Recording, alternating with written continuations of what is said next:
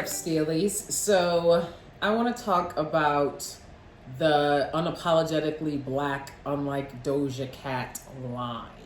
You know, we see a lot of, and I've talked about this before on my social media, the entitlement to women's spaces, women's bodies, but particularly this kind of obsession with exoticals or biracials, and I don't call biracial people exoticals. I'm just throwing out names that people call non-phenotypically black women. So, you know, exoticals, biracials, spicy women, right? Latina women, they're entitled to them too. I think they also feel entitled to white women.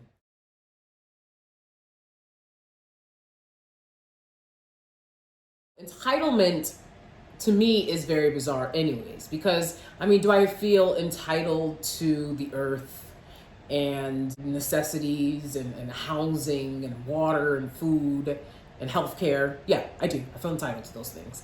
But I don't feel entitled, and I've never felt entitled to another individual, another human being. You know, even my husband, I don't feel I mean, maybe a little bit. It's been 10 years now, so I'm starting to feel the entitlement. But you know, seriously, like, I don't feel entitled to another human being. Like, if my husband wants to go out, he goes out. You know, my husband has a lot more leeway than most husbands, just to be honest, because of who I am. Put it that way. No, he just usually I mean, especially this year and during quarantine, he's just been at home and working at home. So we've spent a lot of time together, as I've told you guys. The entitlement to this woman, who is a biracial woman, her mother is white, her father is African. And you have a lot of black men in America who feel entitled to this biracial woman whose father is African and mother is white. And I'm really confused about that. I'm really confused because there's no like biracial man out there. One, I don't feel like black women feel entitled to anything because we've just been shown so many times that we get what we get in this society unless we take what we want. Amen. I noticed the entitlement when they started talking about her being in chat rooms with WS, right? And I don't know the validity of that or not. She said that that's not true. She was in these chat rooms just talking with guys, and most of them are white. That's her right. If she wants to talk with guys that are mostly white, if she wants to date a man that's white, she wants to date white men, she's entitled to do that, right? White men stepped up when her father, right? White men in her family, ideally. I don't know her story, but, you know, ideally it was, you know, the white men in her family who stepped in to fill the place of her father, right? In terms of male figures. She grew up in a white family with her white American mother, and that's who she knows and she's comfortable with. I know, just going to PWIs my entire life, I'm more comfortable around a more diverse crowd, around white people than most black people. I've seen that I'm more comfortable with them because I grew up around them, right? So to me, there's no mystifying, you know, barrier. I just see people as people, and that's how I've always been. So now we get to the unapologetically black, unlike Doja Cat. I don't know the exact line. I'll find it and I'll put it in here.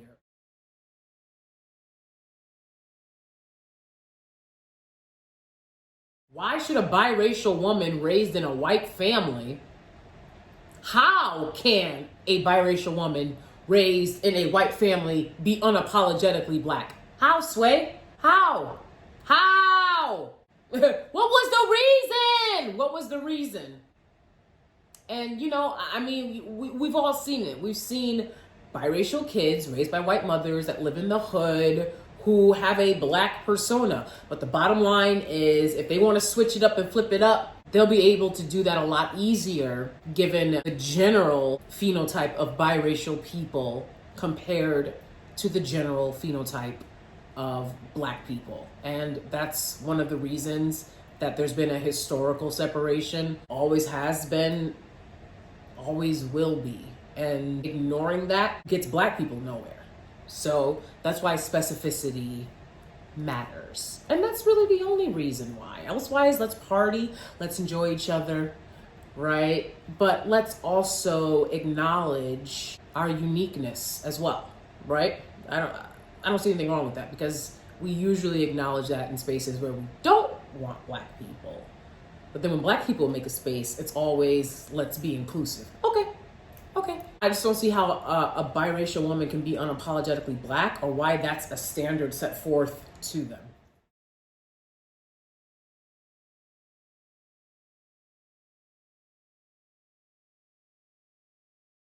I've spoken with Afro-Latina women who are like, I really don't appreciate how the Black collective in America wants to dismiss my Hispanic heritage and wants to pretend like my mother who raised me isn't a full Hispanic Latina woman, right? And, yes, I came out looking black because of my father or whatever, but like, that's a part of my life, and they have accents and everything. But just because their skin is black, people are like, you black. Don't do that. Don't dismiss someone's lived experiences, because you don't want people dismissing yours.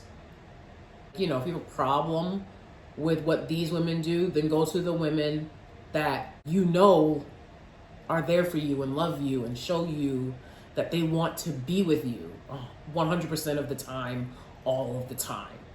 Right? Those women are out there, and we all know that. So go to them. Go to them. Go to them. Why leave them hanging? They're sitting there, they're waiting for you. They're waiting for you. It's so funny because these men will be like, oh, well, why you ain't with us, and why you ain't with us, and why you ain't with us. If you go out to one of these women that want to be with you, 10 of them, I feel like 6 out of 10 would easily give it a shot. Easily. So why don't you go to them? To me, it just looks like it's a constant coveting of what the next dude has. Amen. My thing is on that black love-ish. If you don't love all black people, I've talked about this before, all black people, no matter what their sexuality, no matter what their orientation, no matter what music they like, no matter how bad they dance. I'm talking about me now. All right? Come on, guys. Then it's not black love. Black love is sharing black love. I think that's revolutionary. I've said it before. I think loving a black woman is revolutionary. Now, I know the act of loving a black woman is revolutionary. I don't care who you are. And no, I'm not talking about using a black woman. I'm talking about loving a black woman. I'm talking about holding a black woman down. Amen? Hold the black woman down. Hold the black woman down. Because I got a lot of niggas that I know in my estranged family. They're done. We talk about them in past tense, but they're learning lessons. Okay? Because if you do wrong by me, you must apologize. No ifs, ands, or buts about it. So these dudes are sitting here talking about what did you do it for me? What are you doing for me? I'm the one on the journey. I'm the one on the grind. What are you doing for me? Not a damn thing. And so the energy will be reciprocated. The energy will be reciprocated.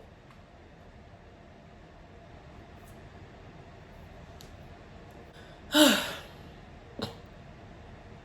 think it all starts with doing the inner work. If you're loving yourself and you focus on yourself, I know a good amount of black couples, I don't know a plethora of biracial couples, but I know a lot of black women that are alone. And so all these black dudes out here talking about why you ain't with me to the Latina woman or the biracial woman. Why don't you go out to these black women that are proclaiming and professing that they only, all I want is you, right? Solamente tú, no me hagas esperar, contigo quiero estar, sé tuya nada más, solamente tú. All right?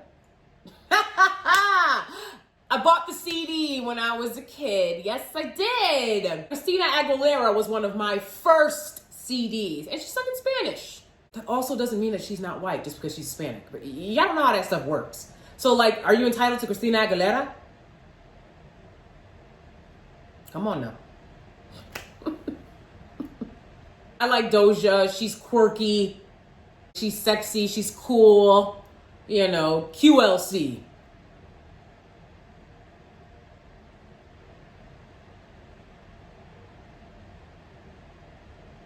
Anyways, that must have been really on your heart and mind to bring up this up and coming artist. Where have we seen that from?